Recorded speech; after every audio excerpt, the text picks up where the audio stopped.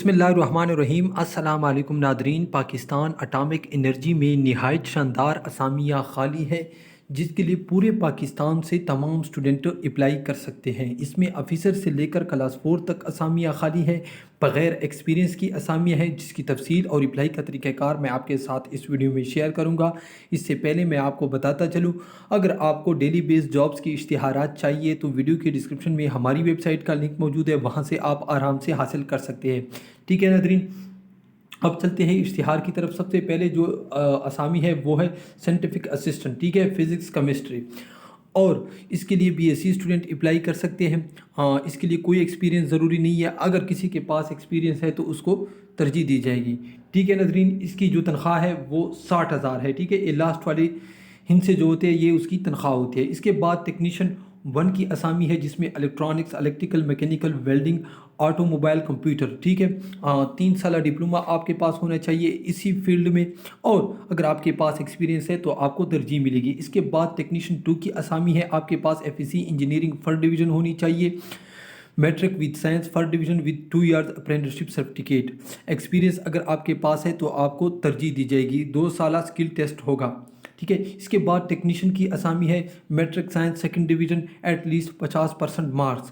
ٹھیک ہے ناظرین، تو 6 سالہ ایکسپیرینس آپ کے پاس ہو میسن کی، پینٹر کی، الیکٹریشین کی، ویلڈنگ کی، پلمبر کی۔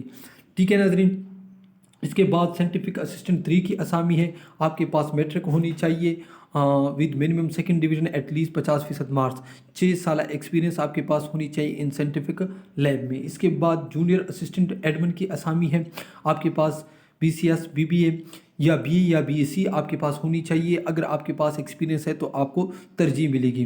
ٹھیک ہے ناظرین، اس کے بعد ڈرائیور کی اسامی ہے، آپ کے پاس میٹرک ہونی چاہیے، ایل ٹی وی اور M T V driving licence آپ کے پاس ہونی چاہیے، اور آپ کی قد 166 سینٹی میٹر، ٹھیک ہے ناظرین، ہونی چاہیے، اور 3 سالہ ایکسپیرینس۔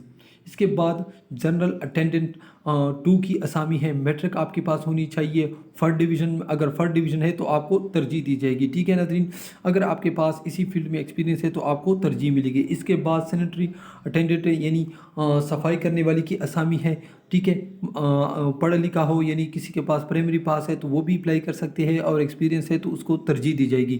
باقی ان اسامیوں کے لیے ایکسپیرینس ضروری نہیں ہے، یہ لاسٹ 2 والوں کے لیے۔ ٹھیک ہے ناظرین، اب آپ نے اپلائی کس طرح کرنی ہے؟ اپلائی کے لیے یہ اس نے لنک دیا ہے، ٹھیک ہے ناظرین۔ اگر آپ اس کو اسکرین شاٹ نکال کر اس کو کاپی کریں گے اور گوگل میں سرچ کریں گے تو آپ کے سامنے تمام تر ڈیٹیل آ جائے گی۔ اور یہاں پر اس نے ایک بات کی ہے کہ اسامی 1، 2، 3، 6 کے لیے آپ کی فائنل ڈگری میں فرسٹ ڈویژن لازمی ہے، باقی آپ کے تمام کیریئر میں صرف ایک ہی ڈگری میں سیکنڈ ڈویژن قابل قبول ہے۔ ٹھیک ہے ناظرین، تو آپ اپلائی کر سکتے ہیں۔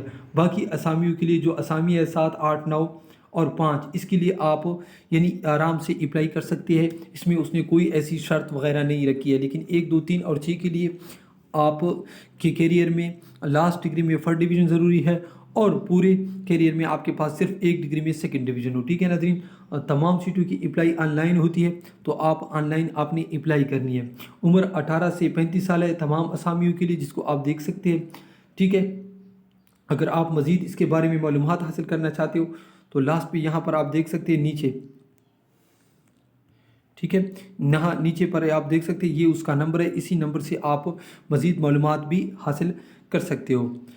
تو ناظرین، یہ تھی آج کی ویڈیو۔ اس طرح کی مزید ویڈیو دیکھنے کے لیے ہمارے چینل کو ضرور لائک اور سبسکرائب کیجیے۔ اللہ حافظ۔